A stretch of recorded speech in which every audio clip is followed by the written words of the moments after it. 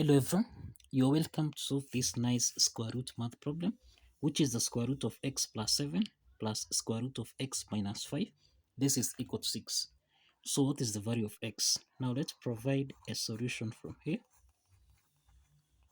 Now let's start with the first method to solve this. Let's start with method 1. So we can let square root of x plus 7 be equal to m, and we can let square root of x subtract 5 be equal to n. So we can express this equation in terms of m and n, so that we have m plus n. This is equal to 6. We can call this as the first equation. Now, if we square on both sides, for instance, square root of x plus 7, this is equal to m. Let's square on both sides from here, so that now here we have m squared. This is the same thing as x plus 7. The same case here, we have the square root of x subtract 5. This is equal to n. So let's square on both sides. This means that n squared, this is equal to x subtract 5. So this implies that m squared minus n squared, this is equal to x plus 7 minus x subtract 5.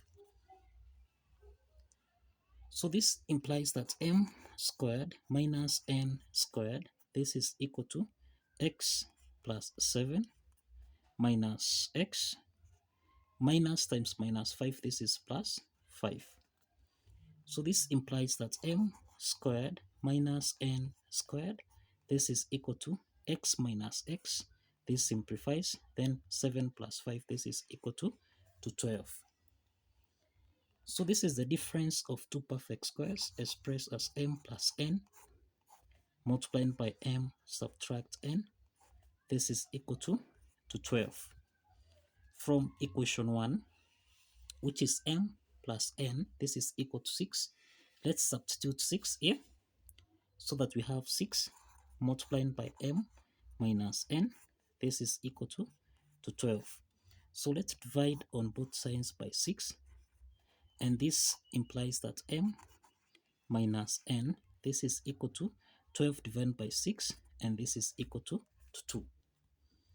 So this means that we have m plus n, this is equal to 6, and we have m minus n, this is equal to 2. Now this implies that we have two systems of linear equations here. So let's sum these two systems of linear equation. M plus m, this is 2m, plus n plus minus n, this simplifies. Then 6 plus 2, this is 8. So let's divide on both sides by 2. And this means that m is equal to 8 divided by 2, and this is equal to 4. So we have the value of m equal to 4. Now, if we recall, we are saying that we let square root of x plus 7 be equal to m. So this implies that the square root of x plus 7, this is equal to 4. So let's square on both sides, so that now here we have x plus 7, this is equal to 4 squared, which is 16. Now let's take 7 on the right hand side. So this means that x is equal to 16, subtract 7. And this means that x is equal to 9. X is equal to 9. So this is the value of x by applying method 1. Let's proceed to method 2. So we have the square root of x plus 7 plus square root of x subtract 5. This is equal to 6. So the first step is to take the square root of x minus 5 on the right hand side, so that we have the square root of x plus 7. This is equal to 6, subtract square root of x minus 5. Now, the next step is to square on both sides from here, so that now here we eliminate the square root sign, so that we have x plus 7. This is equal to, now let's expand this. This is 6 squared, then plus square root of x minus 5 raised to the power of 2, then subtract 2 multiplied by 6 multiplied by square root of x, subtract 5. So we have x plus 7. This is equal to 6 squared. This is 36. Then let's eliminate the square root sign here, so that we have plus x minus 5. Then subtract 2 times 6. This is 12. Square root of x, subtract 5. Now, we have plus x here and x. So this means that x and x here simplifies, so that we have 7. This is equal to 36 minus 5.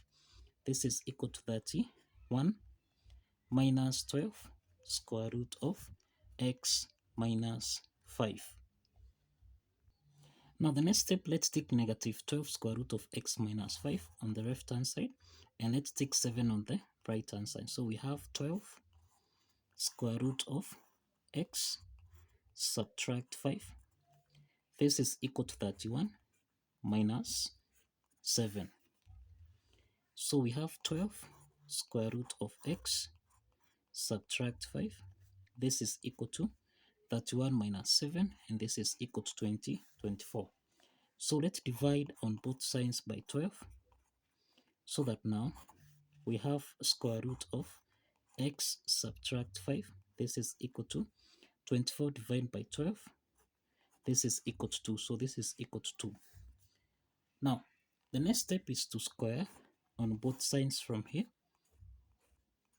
so that now we eliminate the square root sign. This means this is x minus 5. This is equal to 2 squared, which is 4. Now, let's take negative 5 on the right hand side, so that we have x is equal to 4 plus 5. And this implies that x is equal to 9. X is equal to 9 by applying method 2. So both method 1 and method 2 use the same value of x. So let's check if this value of x satisfies the equation. So we have the square root of, this is x plus 7, then plus square root of x, subtract 5. This should give us a value of 6. So this is the square root of 9 plus 7 plus the square root of 9 minus 5. This should give us a value of 6. So we have the square root of 9 plus 7. This is square root of 16. Then plus square root of 9 minus 5. This is 4. This should give us a value of 6. So square root of 16, this is 4, plus square root of 4, which is 2. This is supposed to give us a value of 6. 4 plus 2, this is 6, which is equal to 6. So we have that the left hand side is equal to the right hand side. And this affirms that the value of x, which is equal to 9, satisfies the equation. So kindly follow the steps, like this video, and kindly subscribe. Like this video and kindly subscribe.